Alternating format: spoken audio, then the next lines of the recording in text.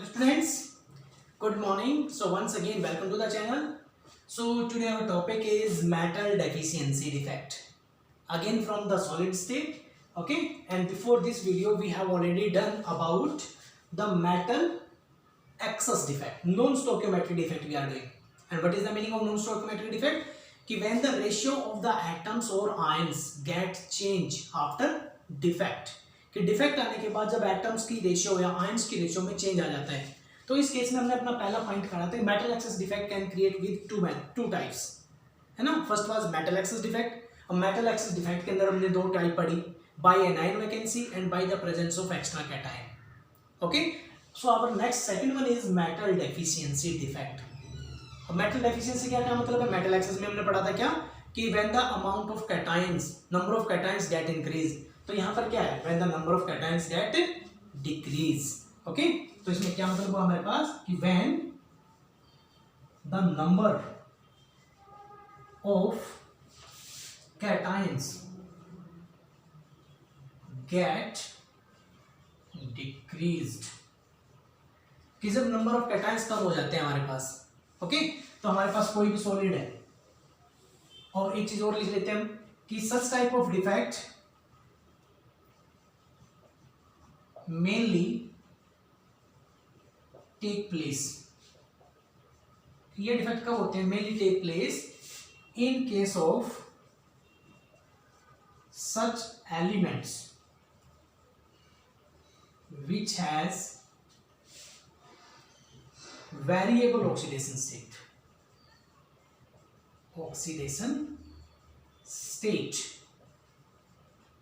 ये सुनो कि ये जो डिफेक्ट है मेनली ऐसे सॉलिड के केस में होता है जिसके अंदर एलिमेंट्स जो है वो वेरिएबल ऑक्सीडेशन स्टेट शो करते हो.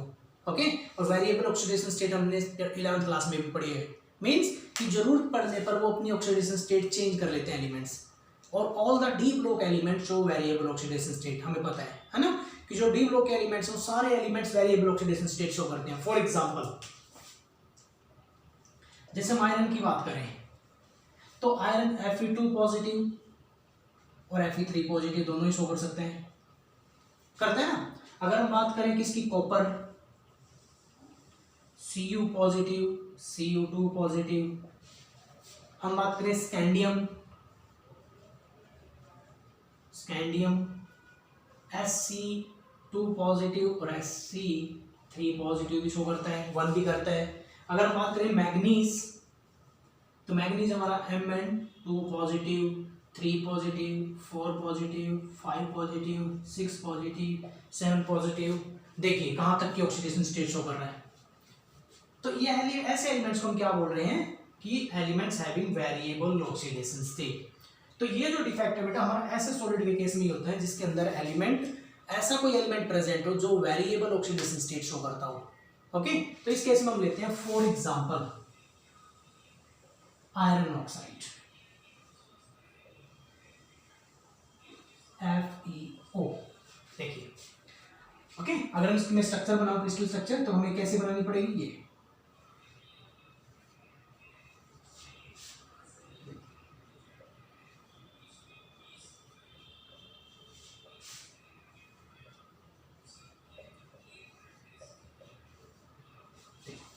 ठीक है, कैसे?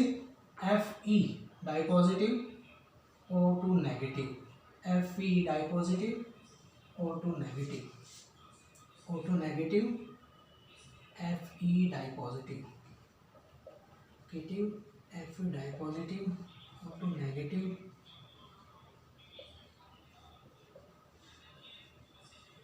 देखिए ठीक है, अगर हम अब चेक करें 1 2 3 4 5 6 Fe2 पॉजिटिव आयन, तो 6 कैटायन प्रेजेंट है हमारे पास, तो ऑब्वियसली 6 ही एनायन भी प्रेजेंट होंगे, है ना. तो इसका अगर रेशियो कितनी है हमारे पास 1:1 की रेशियो है.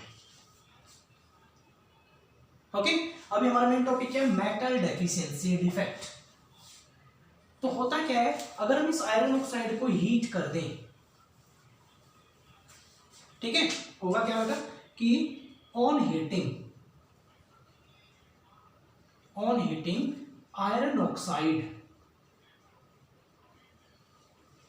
it is possible it is possible the iron with higher oxidation state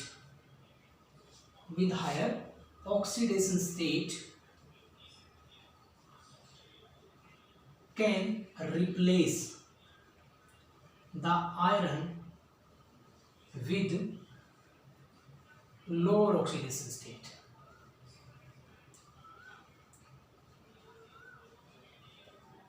देखिए, तो इस केस में हुआ क्या कि जब हमने आयरन ऑक्साइड को हीट किया, भी हमारे पास एक सॉलिड था, क्रिस्टल सॉलिड आयरन ऑक्साइड, इसको हमने क्या किया, एक कंटेनर में लेके थोड़ा सा हीट कर दिया, और हीट करने के बाद वापस ठंडा कर रहे हैं हम।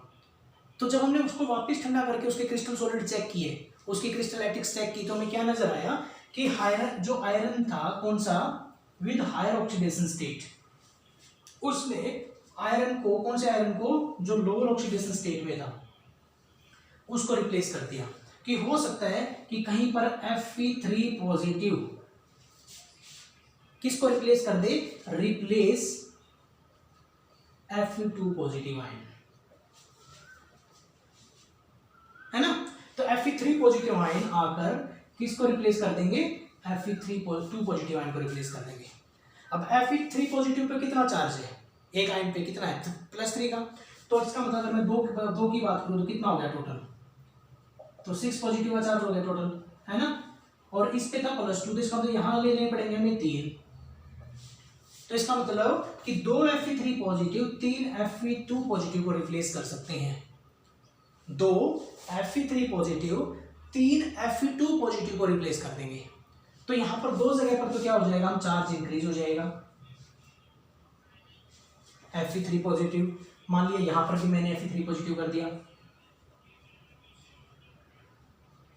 ओके। और एक वैकेंट, कोई भी एक और वैकेंट हो जाएगा, यहां से खाली हो गया। देखिए, तो क्या हुआ, 2 Fe3 पॉजिटिव आयंस ने आकर 3 Fe2 पॉजिटिव आयंस को रिप्लेस कर दिया। जिससे हुआ क्या, 2 Fe3 पॉजिटिव आयन ने तो बाकी 2 की जगह ले ली Fe2 पॉजिटिव की, एक होल खाली रह गया, ओके। तो इससे हुआ क्या, ओवरऑल न्यूट्रलिटी फिर से बैलेंस हो गई, ओके। चेक करो आप, टोटल चार्ज कितना है, +2 मतलब 2 3 5 5 2 7 7 और 2 9 9 और 3 12। अभी भी कितना है Fe के ऊपर, +13 का चार्ज, +12 का चार्ज है।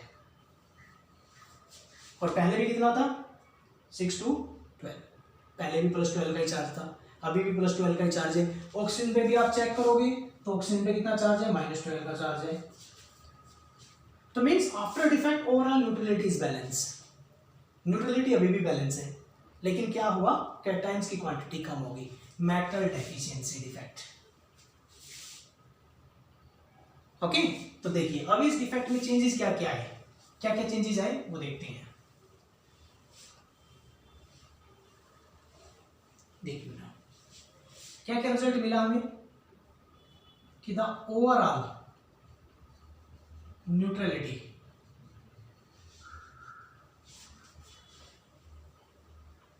Remain balance. ये चीज तो हमें दिमाग में रखनी ही रखनी है, मैंने लास्ट में भी बोला आपको कि कभी भी डिफेक्ट के बाद ओवरऑल न्यूट्रलिटी में कोई चेंज नहीं आता, न्यूट्रलिटी हमेशा बैलेंस रहेगी, ओके।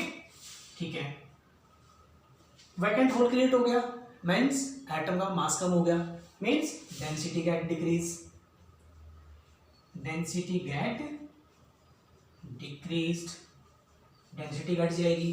अब आप वैकेंट होल है तो इसका मतलब आयंस को मूवमेंट करने की जगह मिल जाएगी, ये आयंस इधर से इधर जा सकता है, इधर से इधर जा सकता है, इधर से इधर जा सकता है, means overall electrical conductivity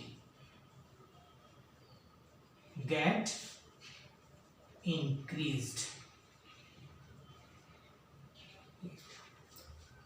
okay. तो इस डिफेक्ट से हमें क्या चीज मिली कि एक तो जो डेंसिटी है उस क्रिस्टल सॉलिड की डेंसिटी कम हो गई, दूसरा इलेक्ट्रिकल कंडक्टिविटी इंक्रीज हो गई, रेशियो में चेंज आ गया। देखिए अब कैटायंस हमारे पास कितने रह गए, कैटायंस आप चेक करोगे तो टोटल 1 2 3 4 और 5।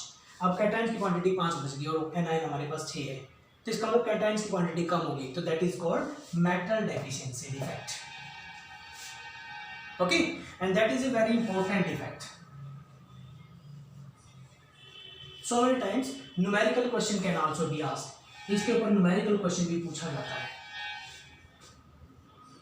ओके, तो चलिए न्यूमेरिकल की बात करते हैं. इसमें न्यूमेरिकल कैसे पूछा जाता है. देखिए न्यूमेरिकल बहुत इजी न्यूमेरिकल है, बट इस क्वेश्चन के ऊपर, इस टॉपिक के ऊपर आपका कई बार न्यूमेरिकल पूछ लिया जाता है, and that is very important from your board, either the point of your board exam और in your any competition exam. Okay, तो चलिए अब न्यूमेरिकल देखते हैं. इसमें न्यूमेरिकल कैसे होता है. आज टॉपिक समझ में आया. ओके, तो एक बार और इसको अच्छे से रिवाइज करना, देखोगे तो बड़े अच्छे से समझ में आ जाएगा हमारे पास कि ये जो डिफेक्ट है मेनली उन सॉलिड के केस में होता है जिसके अंदर elements variable oxidation state show करते हैं. कि जब हमने पहले देखा तो जो एलिमेंट आयरन वो +2 की ऑक्सीडेशन स्टेट शो कर रहे थे सारे के सारे आयंस, बट जब हमने इसको हीट कर दिया, थोड़ी सी हमने इसको एनर्जी दे दी, तो हुआ क्या कि जो आयरन थे कुछ आयंस अपनी हायर ऑक्सीडेशन स्टेट में चले गए. Fe2 पॉजिटिव किसमें कन्वर्ट हो गए, Fe3 पॉजिटिव में कन्वर्ट हो गए. और जरूरी नहीं कि सारे ही कन्वर्ट होंगे, कुछ आयंस की बात हो रही है. ठीक है, देखिए एग्जांपल देखते हैं इसके ऊपर न्यूमेरिकल लेकर एक.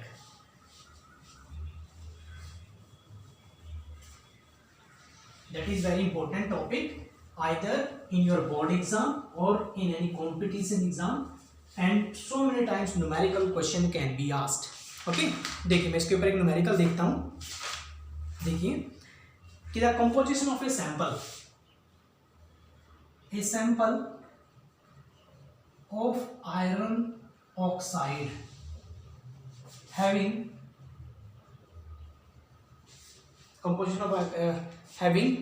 the formula Fe 0.986 ले लेते हैं, 9601.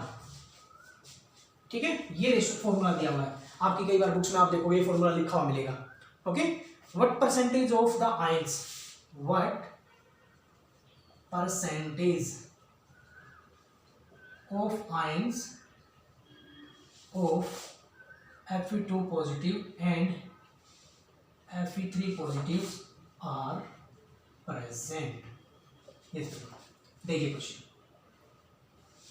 ठीक है, अगर ये क्वेश्चन, अगर हमारा ये क्रिस्टल सॉलिड नॉर्मल होता है ना, अगर चलो सॉल्यूशन करते हैं हम. अगर ये क्रिस्टल सॉलिड हमारा नॉर्मल होता तो हमारा फॉर्मूला क्या होता, FeO. रेशियो क्या होती, 1:1 की होती ना. ओके, बट अभी जो रेशियो दी है वो कितनी दी है, Fe 0.9601. मतलब Fe की रेशियो में कम आ रहा है हमारा, Fe की जो रेशियो कम आ रही है ऑक्सीजन के कंपेयर में.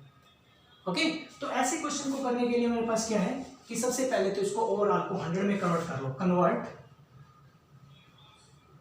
into 100 according to 100. इसको पूरे फॉर्मूले को अकॉर्डिंग टू 100 कन्वर्ट कर दो. 100 कैसे समझे, मैं इस फॉर्मूले को मैं ऐसे लिख सकता हूँ, Fe 96O100. ओके, तो ये फॉर्मूला हमारा तैयार हो गया. लेकिन अब इस फॉर्मूले में हमें ये बताना है कि Fe के अंदर Fe2 पॉजिटिव आयंस कितने हैं और Fe3 पॉजिटिव आयंस कितने हैं इस क्रिस्टल सॉलिड के अंदर. ओके, तो बेटा एक चीज देखते हैं हम इसको. ये तो हमारा एक तो पहला पॉइंट हो गया, ये हमारा फर्स्ट स्टेप कि जो हमारी रेशियो दी हुई है उसको हम परसेंटेज टू अकॉर्डिंग टू 100 कर लेते हैं, परसेंटेज निकालनी है क्योंकि. तो इसका मतलब अगर टोटल 100 पार्टिकल्स हैं तो उन 100 पार्टिकल्स में से आयरन के 96 हैं थे और ऑक्सीजन 100 के 100 है. अभी टोटल आयरन के जो आयंस थे हमारे वो कितने हैं, 96 हैं. बट उन लेकिन दोनों का चार्ज तो बैलेंस मिलेगा, है ना. हमें पता सही क्या कहते हैं कि overall neutrality always remain same, है ना. ओवरऑल न्यूट्रलिटी तो हमेशा बैलेंस होती है. तो इसका मतलब कि if 100 ions of oxygen are present, अगर 100 आयन ऑक्सीजन के प्रेजेंट है तो टोटल चार्ज कितना होगा, -200 टोटल चार्ज. यस बेटा, है ना. तो इसका मतलब Fe96 must also contain +200 charge. तभी तो चार्ज बैलेंस होगा ना, कि जब एक ऑक्सीजन पे -2 होता है तो 100 पे कितना हुआ, -200। तो इसका मतलब Fe भले ही हमारे पास 96 है, बट उनका टोटल चार्ज तो कितना होगा, 200 ही होगा ना, तभी तो इक्वल होंगे दोनों चार्ज। यस, बट अब इस Fe96 में से हमें ये नहीं पता कि उसके ऊपर +2 वाले आयंस कितने हैं और 3 वाले आयंस कितने हैं। ओके, तो हम यहाँ पे, चलिए यहाँ तक नोट करो, हो गया। अब मैं क्या करता हूँ, देखिए कि Fe96 must contain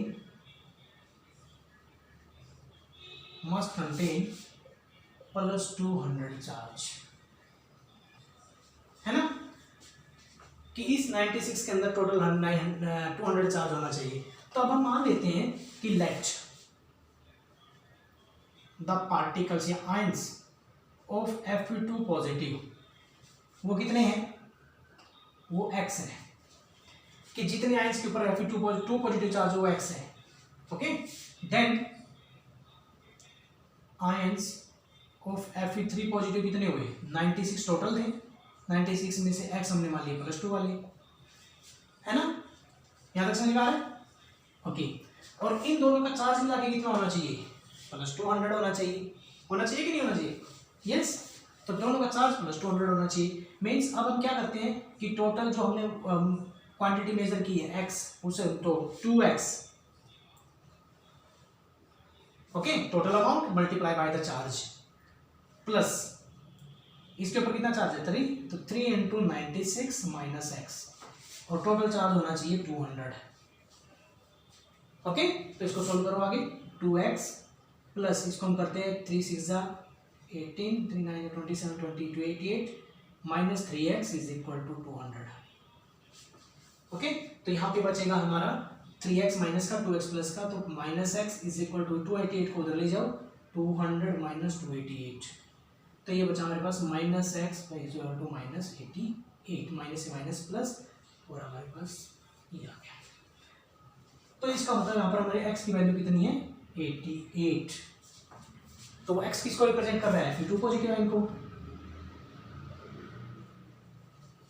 है ना। और दूसरी Fe3 पॉजिटिव आयन की कितनी बची हमारे पास, 96 - x, कितनी बची, दैट इज 8। तो इसमें Fe3 पॉजिटिव आयन 8 है। यस बेटा, ओवरऑल चार्ज चेक करो आप, अगर इसको आपको कंफर्म करना है, ओवरऑल चार्ज चेक करो। अब 88 आयंस हैं Fe2 पॉजिटिव के, तो 88 × 2, है ना, प्लस 8 आयंस हैं 3 पॉजिटिव के × 3, देखना एक बार चेक करके। ओके, 2 × 8 = 16, 76 + 24, देखिए ओवरऑल रिजल्ट 200 आ रहा है कि नहीं आ रहा। तो इस तरीके के क्वेश्चंस को मैं ऐसे सोल्व करना है। ओके, कि Fe096 और O1, तो इसको हमने पहले तो क्या किया, सबसे पहला स्टेप इसको हमने 100 के अकॉर्डिंग कन्वर्ट कर दिया, तो Fe96 O100। अब एक ऑक्सीजन पे -2 होता है, तो 100 ऑक्सीजन पे कितना हुआ, -200 हो गया। तो जब नेगेटिव का जो एनाइन का जो चार्ज है -200 है, तो ऑब्वियसली कैटायन का टोटल चार्ज भी +200 होना चाहिए, यस और नो, है ना। तो इसका मतलब आयरन के 90 पार्टिकल्स का टोटल चार्ज 200 था, बट उन 96 में से हमें नहीं पता +2 के कितने हैं, +3 के कितने हैं। तो वहां पे हम लेट करके चल पड़े कि मान लेते हैं कि जो +2 वाले हैं वो x हैं, तो +3 के कितने बचे, 96 - x, दोनों का चार्ज इक्वल होना चाहिए 200 के। तो इस तरीके से हमने इसको सोल्व किया, तो हमें x की वैल्यू भी मिल गई और Fe3 पॉजिटिव की और Fe2 पॉजिटिव की आयंस की अलग अलग वैल्यू मिल गई। And this is a very important question either for your board or competition exam. Okay, so try to do some numericals on this topic and practice some numericals. Okay, thank you.